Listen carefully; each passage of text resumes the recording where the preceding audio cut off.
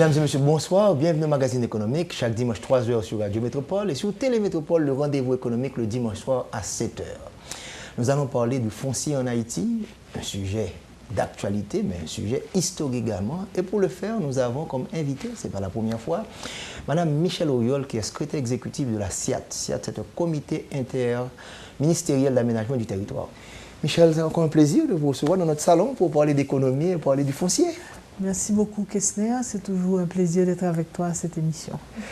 Dites-moi donc, les choses ont évolué ces jours-ci au niveau du SIAT. Il y a beaucoup de problèmes au niveau du pays, au niveau des communes. On va y arriver. Mais comment pourrait-on analyser le problème foncier en Haïti de l'indépendance à nos jours? On pense que le foncier, c'était dans la construction de ce pays et tous les problèmes que nous vivons, ça vient du foncier. Est-ce que tu partages, qu'est-ce que tu nous dis de cela?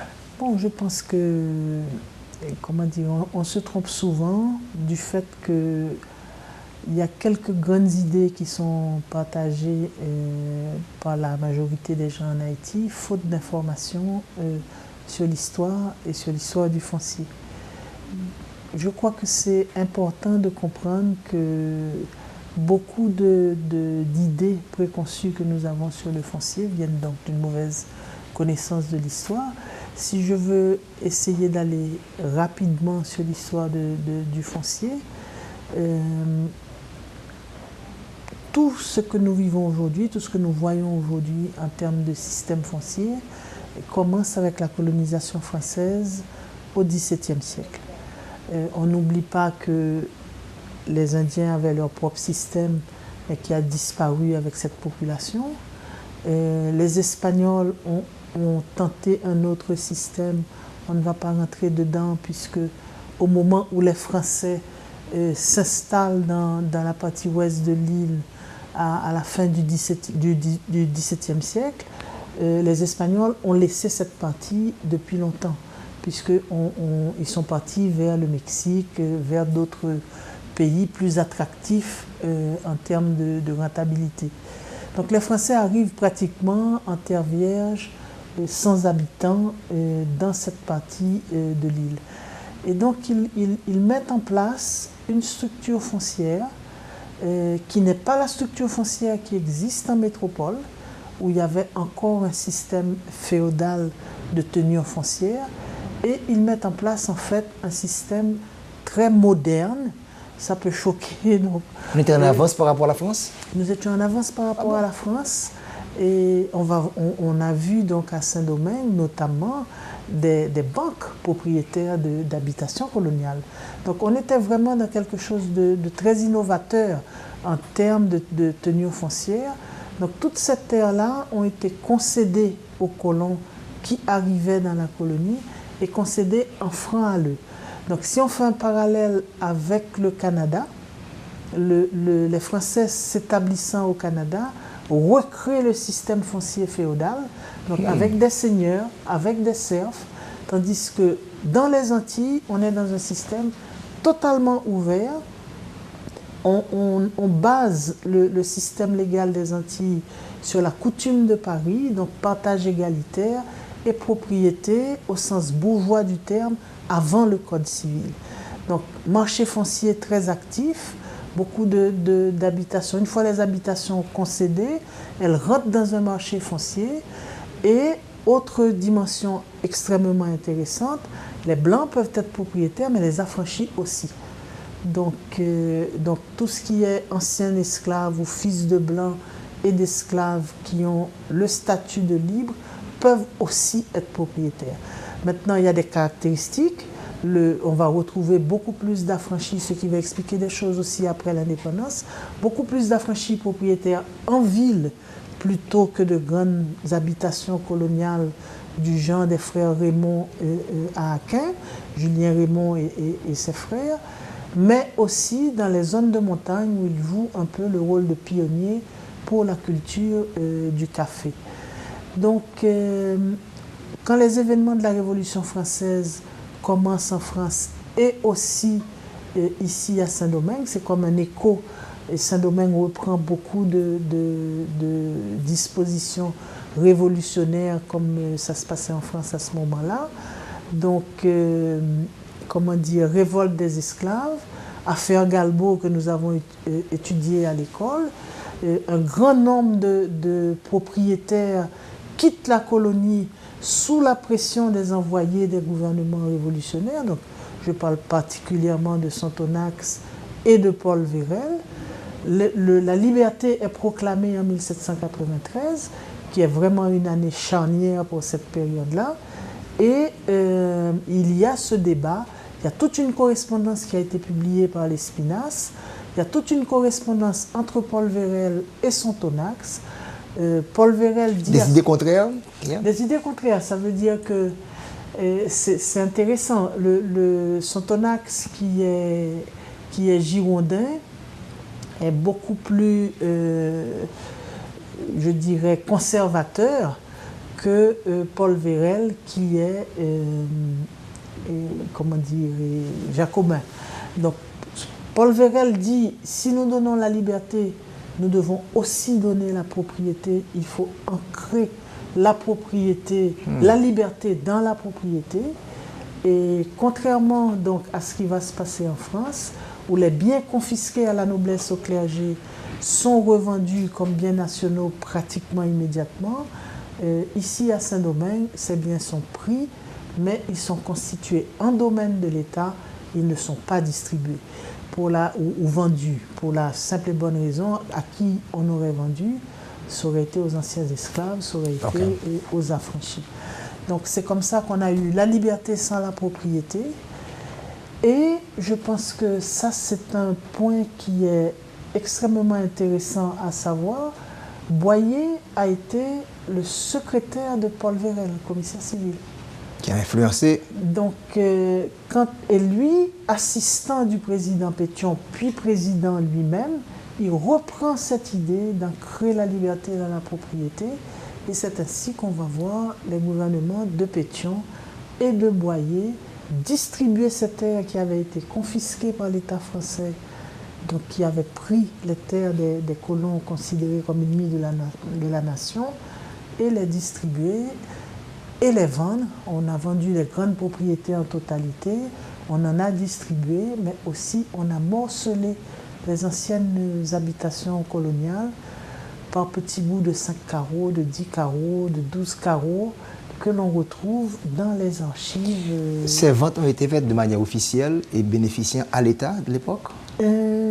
Comment dire, les grandes habitations, principalement autour des grandes villes, ont été vendues, donc pour faire des recettes à l'État, c'était exprimé comme tel. Mais d'un autre côté, il y a eu beaucoup de petits dons, donc totalisant plus que 100 000 hectares à des anciens soldats, à des citoyens ordinaires, etc. Parce que ce qu'il ne faut pas oublier, c'est que tous les esclaves n'ont pas fait la guerre de l'indépendance.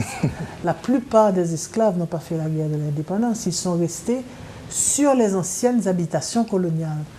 Et beaucoup d'entre eux ont pu bénéficier de ces dons qui se faisaient.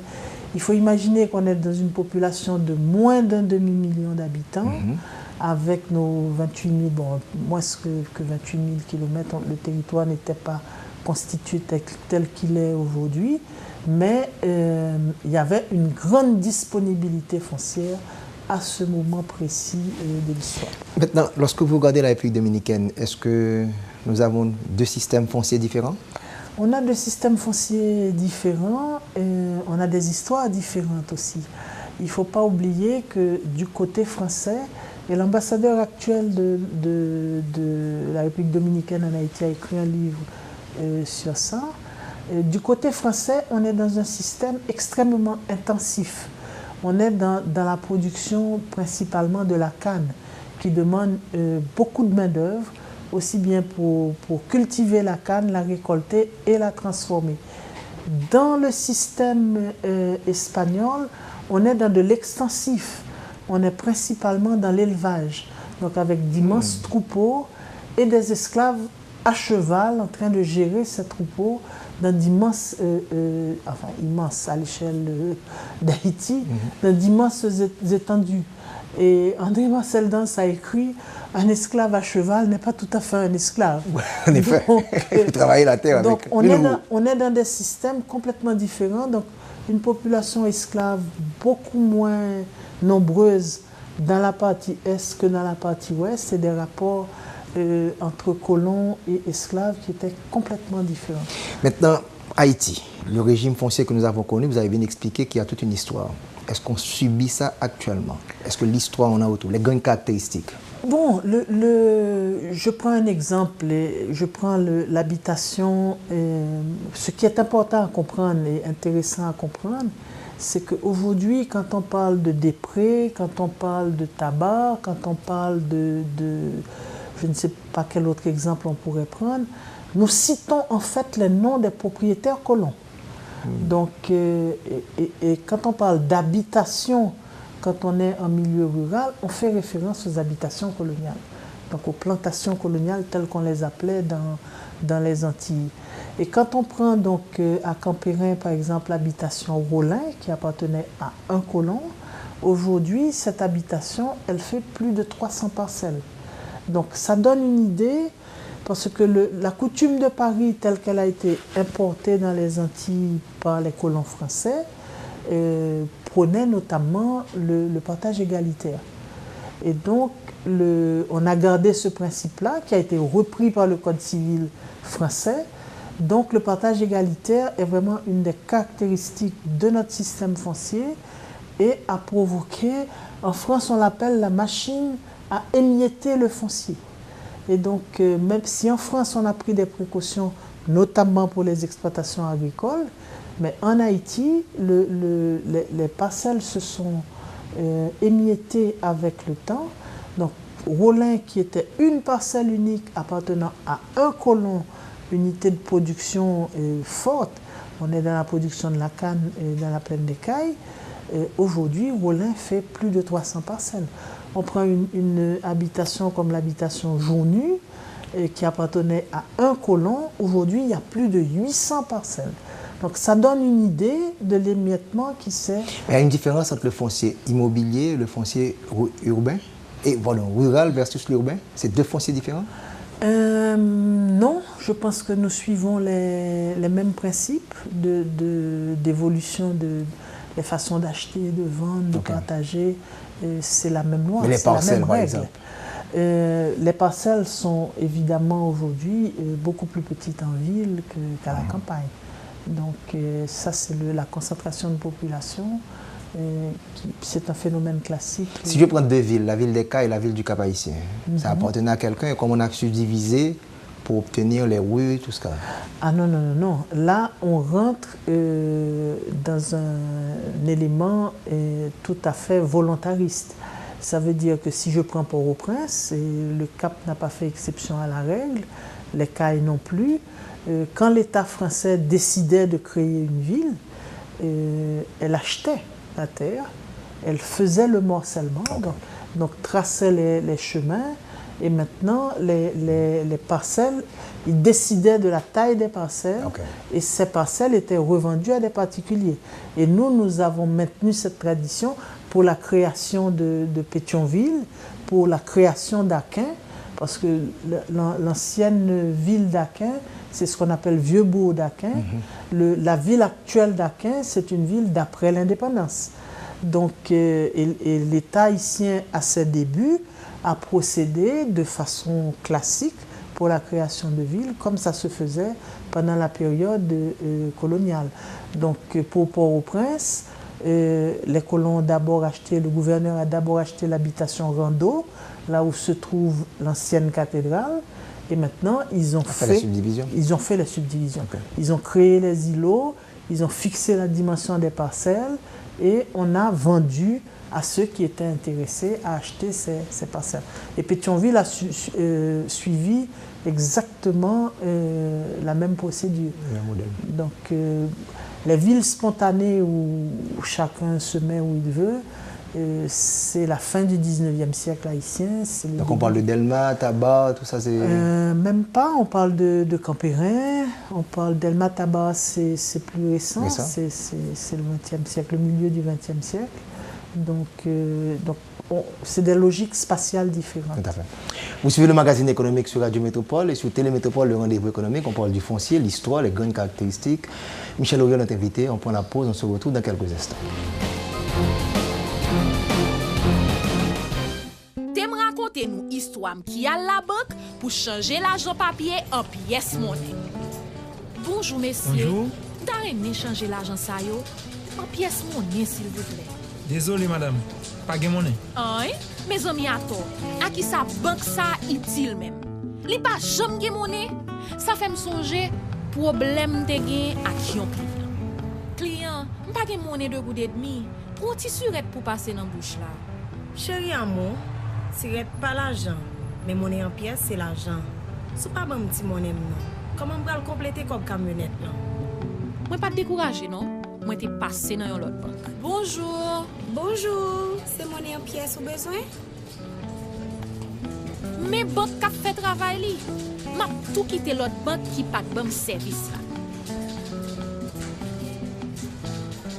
Merci en pile. Inquiète-toi belle madame, nous là pour nous servir. Toujours marcher avec pièce monnaie. Comme ça, ou toujours payer ça ou pour payer sans été ni mette. Banque centrale gen monnaie 5 kob, 20 kob, 50 kob, goud ak 5 goud. Monnaie banque pour la, ba ou monnaie. C'est droit ou et c'est des voiles pour le servir. Pas qu'un prix à nan aucune banque. Parce que banque centrale bay toute banque monnaie.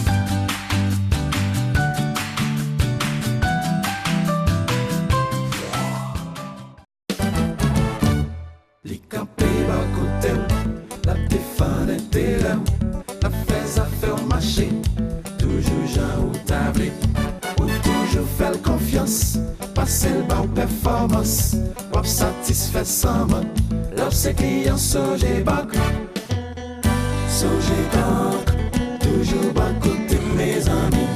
Sogé Bank, toujours bas côté, Sogé Bank, toujours bas côté mes amis.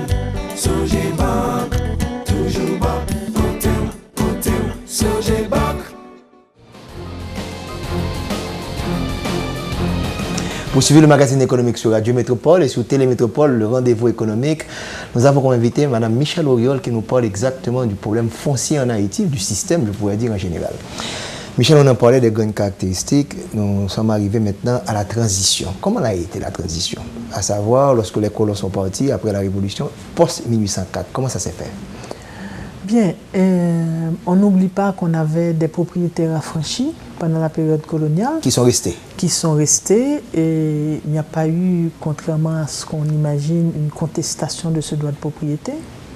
Maintenant, l'État français avait confisqué les terres de ceux qu'il considérait comme les ennemis de la nation.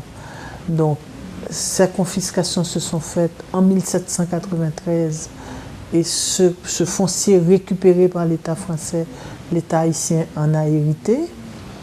Et au moment des troubles révolutionnaires, un grand nombre de colons ont quitté la colonie et en quittant la colonie, certains ont vendu avant de partir, d'autres ont pris des fondés de pouvoir qui ont vendu après leur départ.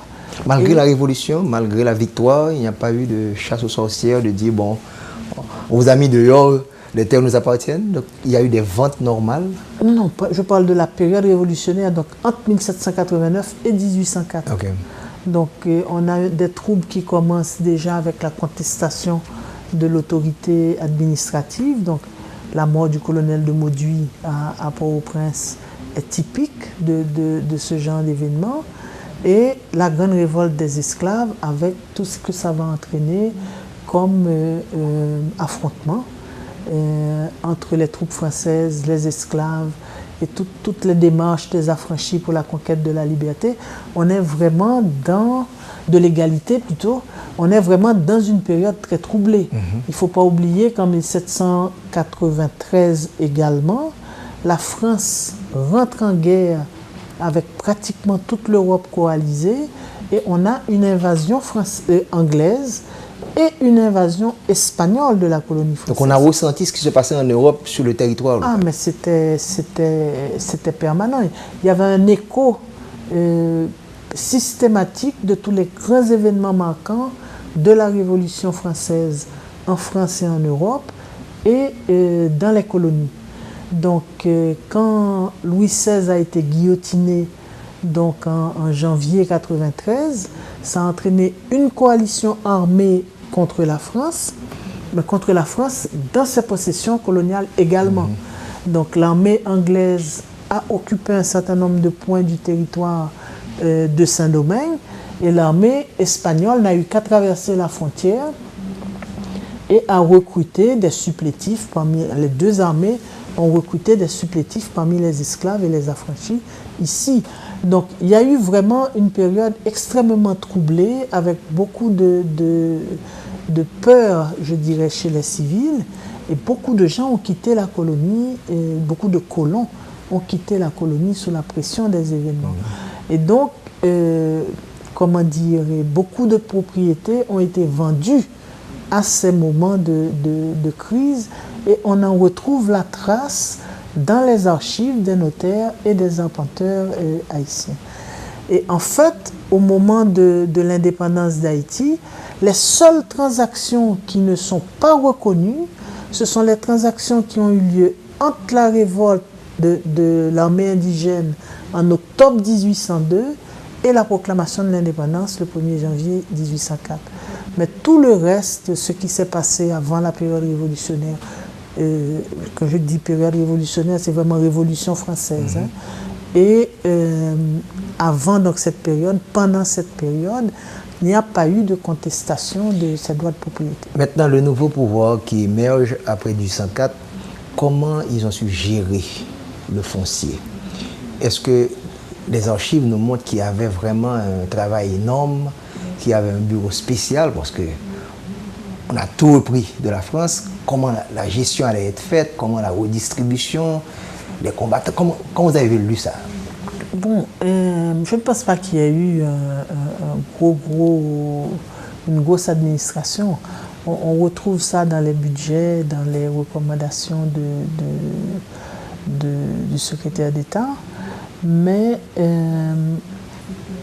comment dire, l'option qui a été prise par Sontonax de ne pas distribuer les terres confisquées par l'État français pendant la Révolution, cette option-là a eu une implication directe, c'est-à-dire que ces habitations ont été données en affermage.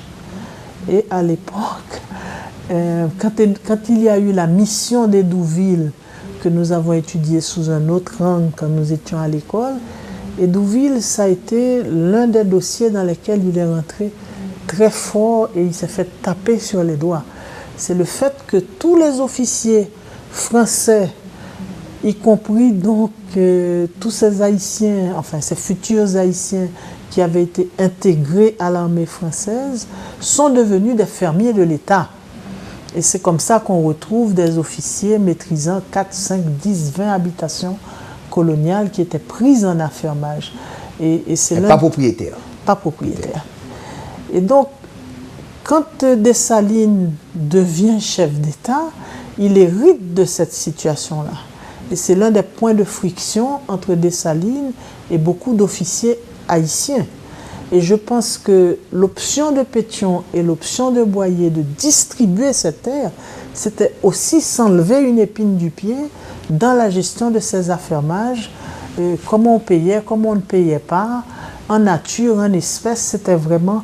Et c'est Julien Raymond qui avait été mis en charge par son Tonax pour gérer ces habitations données en affermage. Donc il y avait différentes approches, Pétion, Dessalines, sur comment... Bon, je pense que Dessalines est resté vraiment dans la logique des commissaires civils. Les habitations restent séquestrées par l'État et on donne à gérer à X ou à Y. Mais Pétion et Boyer rentrent dans une autre logique qui est la vente de ces habitations pour faire des revenus à l'État qui n'en avait pas beaucoup et la distribution de parties d'habitation aux anciens esclaves, aux anciens soldats. Des écoles différentes. Maintenant, voilà. On reproche également au système le manque d'identification, qu'on n'arrive pas. Est-ce que ça vient également de cette période et on n'a jamais su mettre de l'ordre pour favoriser la politique d'aménagement? Bon, nous au SIAT, actuellement, ce que nous utilisons en appui au travail de cadastre, c'est ce que nous on considère comme la dernière carte cadastrale du pays. Pour le commun des mortels, un cadastre, c'est quoi? Un cadastre, c'est deux éléments. Il y a un élément cartographique où les parcelles sont localisées les unes par rapport aux autres. Donc ça donne une planche avec les propriétaires, les voisins, etc. Donc toutes les parcelles contiguës les unes à côté des autres. Et c'est en même temps un registre. Donc la parcelle numéro 10, c'est la parcelle de Kessner-Farel. Donc on sait que Kessner-Farel, cette parcelle, elle fait 100 mètres carrés, qu'il l'a hérité de son père, ou il l'a acheté de X ou de Y, et qu'elle a telle valeur. Donc, et pour nous... il n'y a pas une politique automatique de l'espace haïtien, hein? Bon, il y a une chose que nous devons accepter, c'est que en chassant les Français en 1804, nous avons chassé aussi les techniciens. Donc, on a chassé les... Il n'y a pas un transfert de connaissances là. Donc, on a quand même pu maintenir certaines professions, les notaires, les arpenteurs, mais il y a certaines spécialités, donc ce sont des cartographes quand même d'un certain niveau qui étaient en mesure de produire cette représentation cartographique. Il n'y en avait plus. Et pour la plaine des Cailles, par exemple, la dernière carte, c'est la carte, la dernière carte cadastrale, c'est la carte de 1784 produite par Filippo, qui a fait cette carte d'ailleurs pour l'ensemble du pays, donc qui nous sert aujourd'hui de référence pour la toponymie et même pour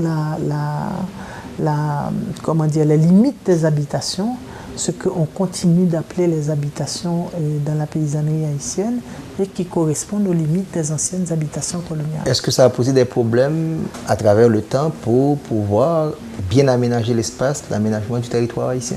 Bon, il faut se dire que le concept d'aménagement du territoire est un concept récent.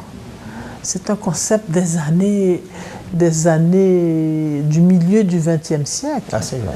Oui, et en France, les premières institutions d'aménagement du territoire voient le jour après la Deuxième Guerre mondiale. Donc, ce n'est pas quelque chose qui s'enseignait, qui faisait l'objet de politique. Je pense que le territoire s'est aménagé évidemment avec un certain nombre de règles, etc. Mais on parle d'aménagement du territoire seulement depuis un demi-siècle. Donc, on ne pouvait pas demander à nos dirigeants du 19e siècle d'avoir déjà ce concept d'aménagement du territoire. Mais dans la pratique, on retrouve dans la législation haïtienne et dans les faits un certain nombre de décisions d'aménagement. Je parlais tout à l'heure de Pétionville, on peut parler d'Aquin, on peut parler de plusieurs villes du plateau central qui sont des villes créées pendant la période nationale et qui ont été conçues. On voit bien le centre-ville de Pétionville, le carroyage, les dimensions des parcelles, c'est ce que j'allais dire. etc. Est-ce qu'avec l'absence de cette planification automatique, est-ce qu'on peut faire la différence? Je suis sûr, tu fais le tour du pays, tu peux dire « Ah, c'est beaucoup plus avancé par rapport à tel autre qui avait une vision beaucoup plus... » Mais on retrouve les trames historiques et je pense que le désordre territorial qu'on connaît aujourd'hui, comment dire, ça vient en même temps de la pression démographique, parce qu'il ne faut pas oublier qu'on est en train de... Cette variable est importante. On connaît un accroissement de la population. Il y a des flux migratoires qui viennent avec ça. Comment dire, je disais tout à l'heure qu'on avait moins d'un demi-million d'habitants en 1804. On en est à plus de 10 aujourd'hui. On ne sait même pas quels sont les chiffres réels aujourd'hui. IHSI estimation 10,9 maintenant. Voilà. Donc ça fait quand même une énorme différence à un moment où, je dirais, les institutions s'affaiblissent. Donc la capacité qu'avait l'État haïtien de décider de créer une ville, de la créer en aménageant donc, ce carroyage urbain, et on a perdu cette capacité. On est toujours après Et je prends un autre exemple qui est moins bien connu, c'est une décision prise avec le Code rural de Boyer, mais mise en application avec Soulouk. Donc ça a été la décision du partage effectif du territoire en section rurale, avec un minimum d'institutions dans ces sections rurales et des définitions d'usage pour les sections rurales. Et c'était clairement identifié les zones qui devaient être cultivées et les zones où on pouvait pratiquer l'élevage libre. Et on voit sous Soulouk la publication de toute une série d'arrêtés affectant un certain nombre d'usages.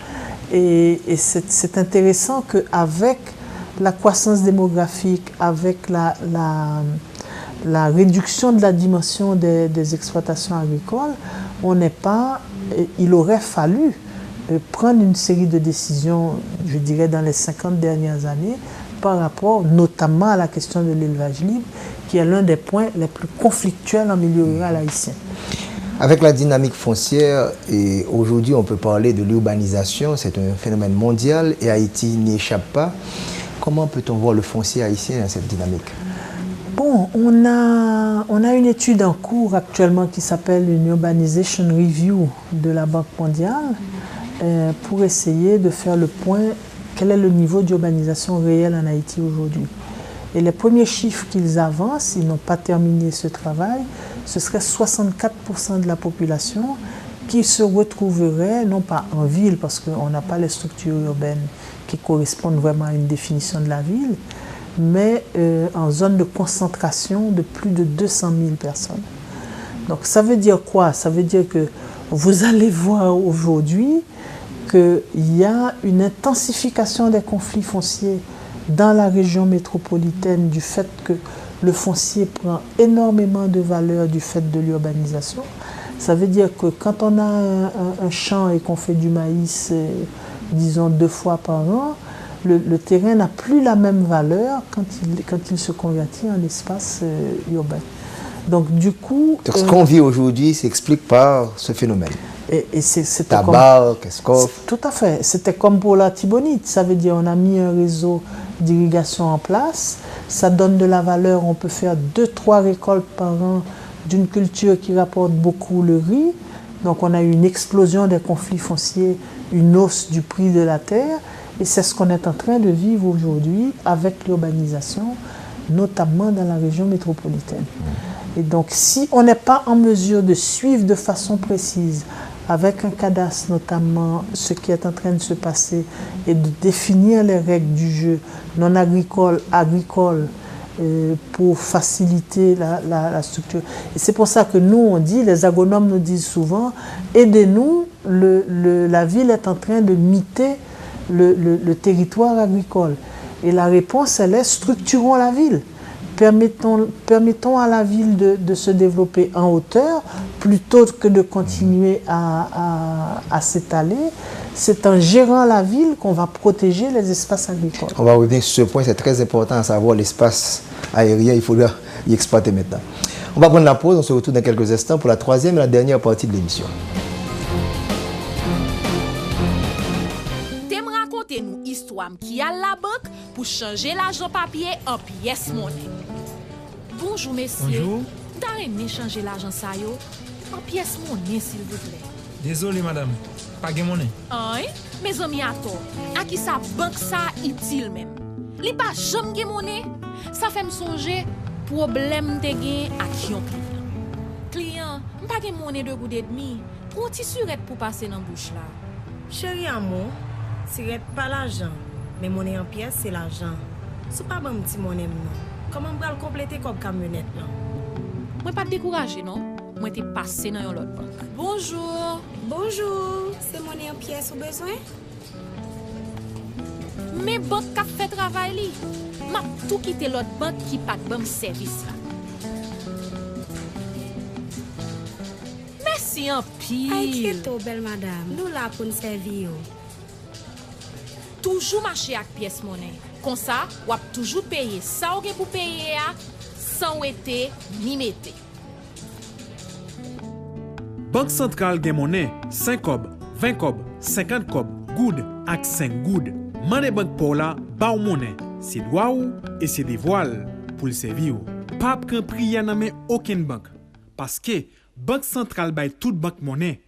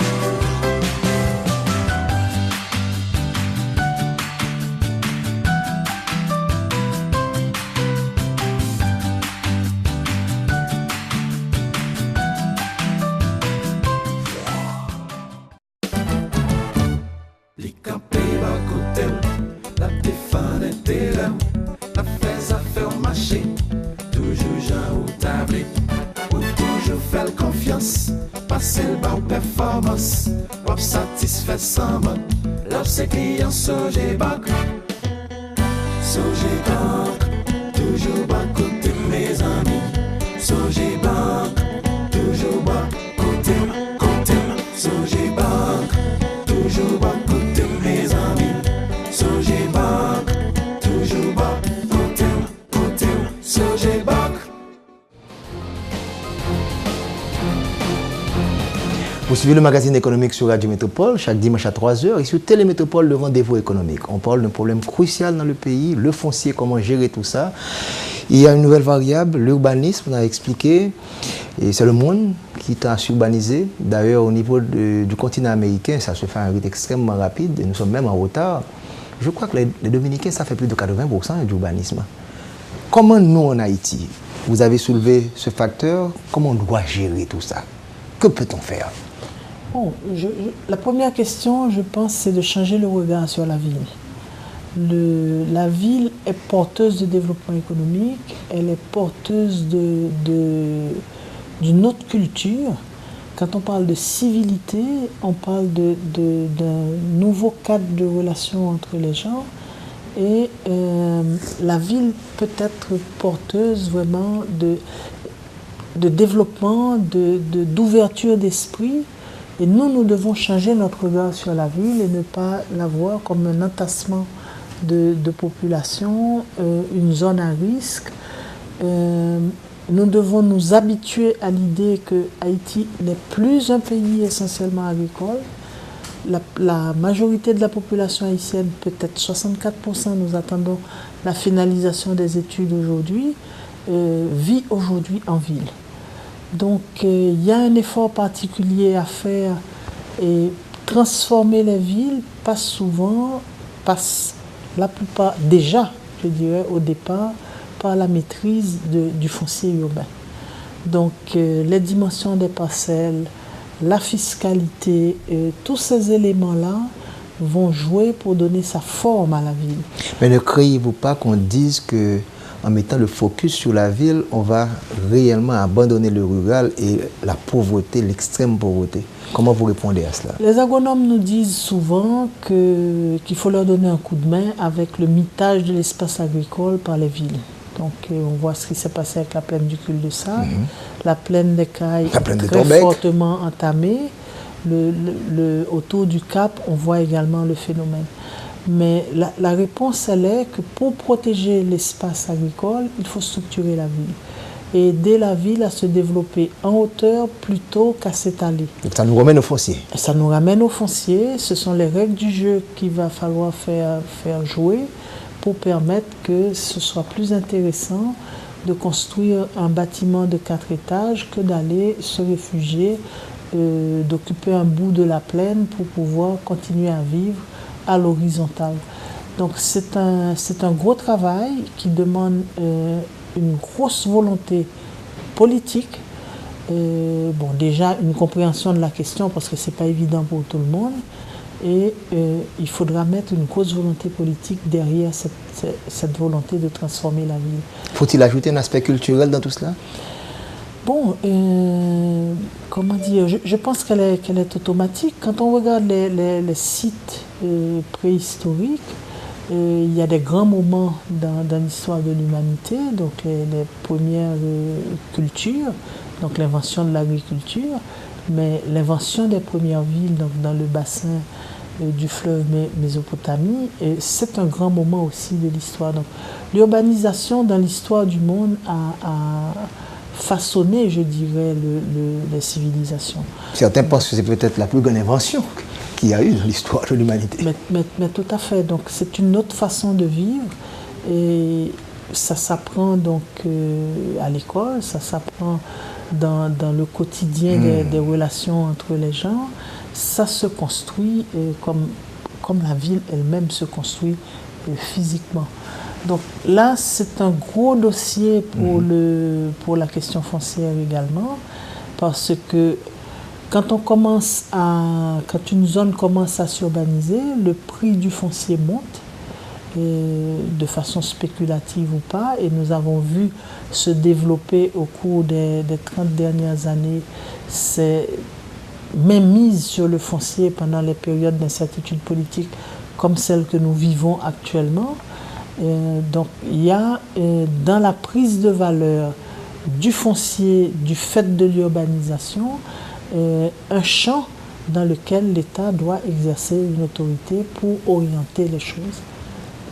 Donc avec tout ce qui se passe là maintenant, cette évolution rapide, et on voit, vous allez parler d'émiettement, quand nous parlons de la zone métropolitaine, nous parlons de 36 km² à Port-au-Prince, nous parlons de 28 du côté de Delma, 24 à Tabar, 22 à Cité-Soleil. Donc on n'a pas le choix. Il faut qu'on aille en hauteur. Mais Michel, et l'aspect sismique, comment on va gérer tout ça? Donc là, c'est toute la discipline, la rigueur. Et on n'en a pas vraiment cette expérience ou encore d'adopter les normes. San Francisco, Los Angeles, toutes les grandes villes du Japon doivent gérer le même risque. Donc le risque sismique, il est dans beaucoup de régions du monde. Maintenant, il y a le sérieux à mettre derrière les normes. Au niveau de la gouvernance, au niveau des droits de construction, est-ce que... Les permis. Les permis. Les permis. Ça, comment vous voyez tout ça là? Ça, c'est le grand combat de ton ami Osmé. Et je pense que c'est un peu comme pour le reste. Ça veut dire qu'on a eu un affaissement des institutions nationales qui n'étaient déjà pas très solides au cours de ces dernières années. Il y a... L'ancien maire de Barcelone nous a dit, quand il est venu en Haïti, faire une ville, ça ne coûte pas cher. C'est des règlements et le respect des règlements d'abord.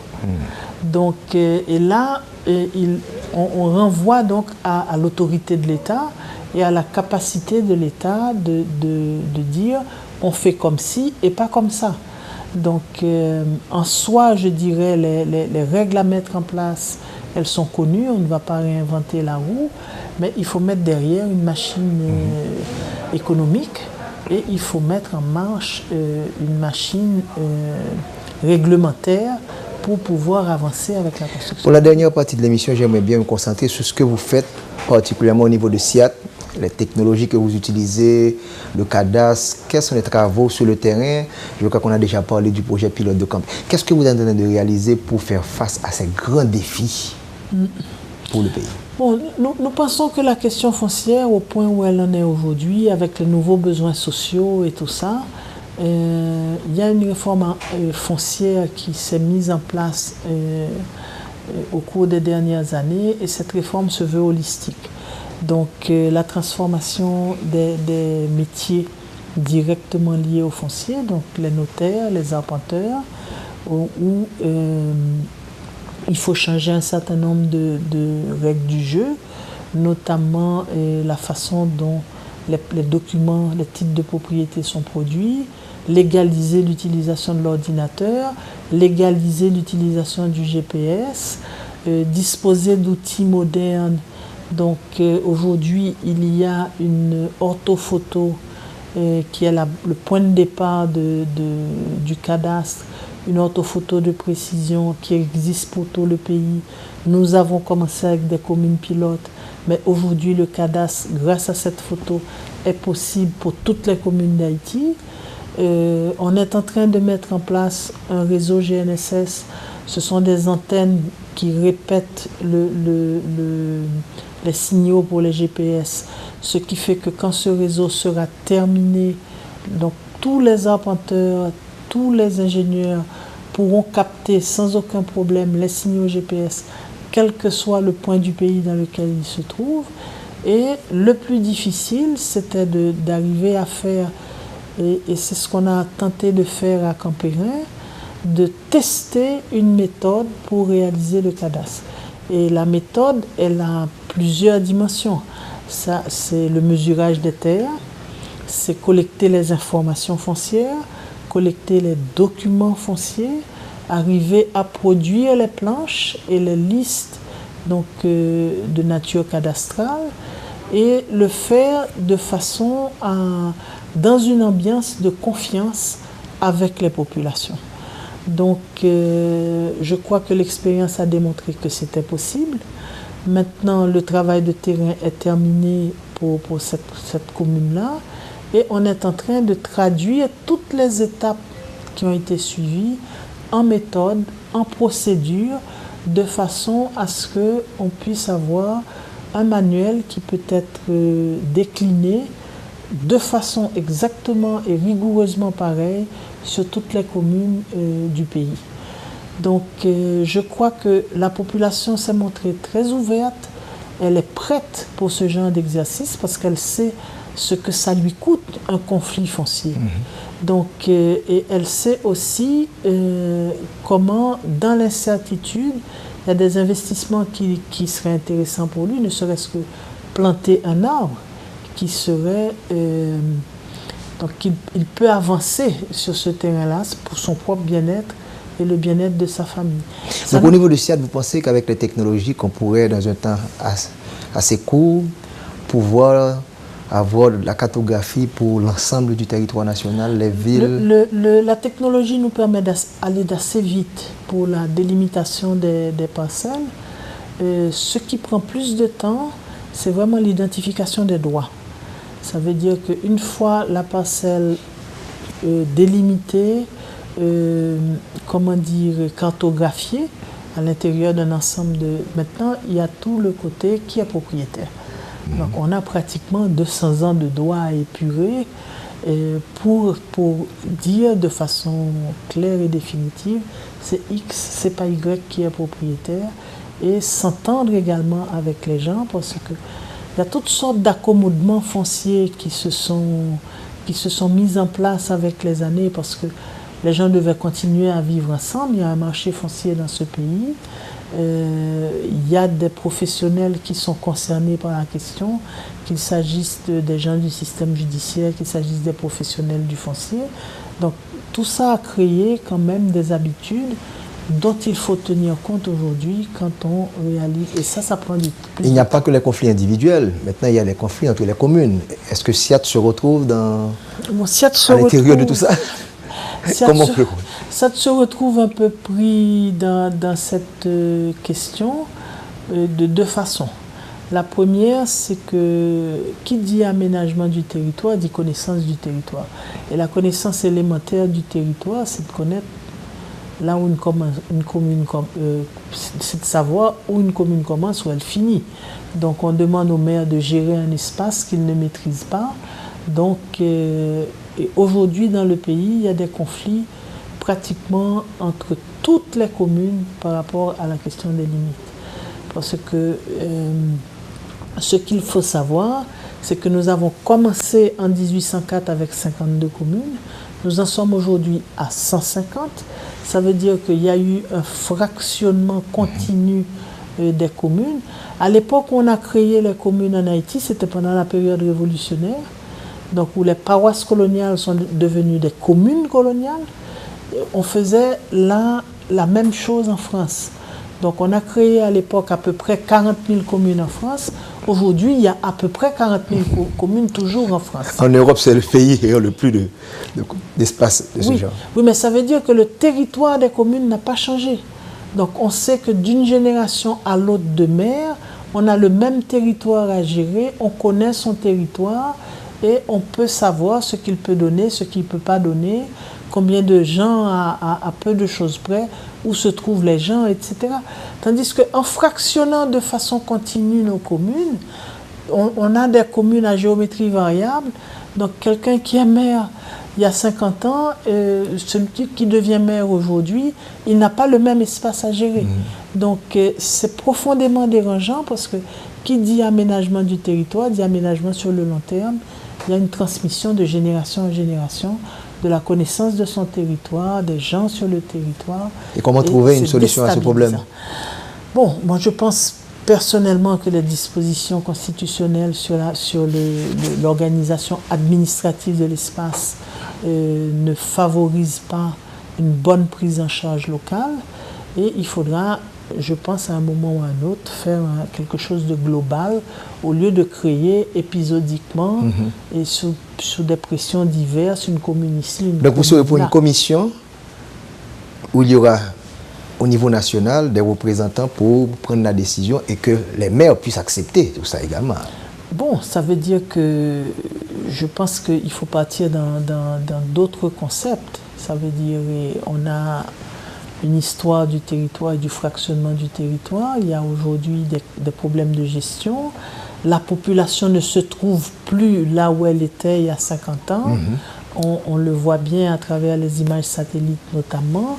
Donc il y a une réflexion à faire sur les divisions territoriales administratives de ce pays, de façon à faire quelque chose de général, d'uniforme, et qui repose sur des données sérieuses, et pas sur des coups de tête, je dirais. Mais maintenant, nous, on a besoin également des limites administratives précises, parce qu'il faut caler les cartes cadastrales sur les limites administratives. Donc, faire le foncier, faire le cadastre, je dirais, nous oblige à nous intéresser à la question des limites administratives. Je suppose qu'il y a beaucoup de choses à faire au niveau du SIAT, donc il y a la législation à mettre en place. Tout à fait. On a 4 textes de loi qui ont été inscrits à l'ordre du jour pour la prochaine rentrée parlementaire. Donc la loi sur les notaires, la loi sur les arpenteurs, la loi sur la conservation foncière et la loi sur le cadastre. Donc la loi sur le cadastre remonte aux années 80. Il y a des dispositions qui, en fait, de cette loi qui ont rendu impossible la réalisation du cadastre. Et les autres textes sont des textes des années 60 qui demandent impérativement à être modernisés. Utiliser un GPS aujourd'hui pour un arpenteur, c'est illégal. Donc il faut réaliser que ces textes ont été écrits avant que l'ordinateur soit aussi répandu qu'il l'est aujourd'hui. Donc il y a toute une modernisation à faire pour permettre une meilleure gestion du foncier. Ce grand désordre urbain, vous conservez votre calme, le stress ne vous gagne pas. Comment vous gérez tout ça? Bon, c'est très prenant, mais je crois qu'il ne faut pas s'exciter.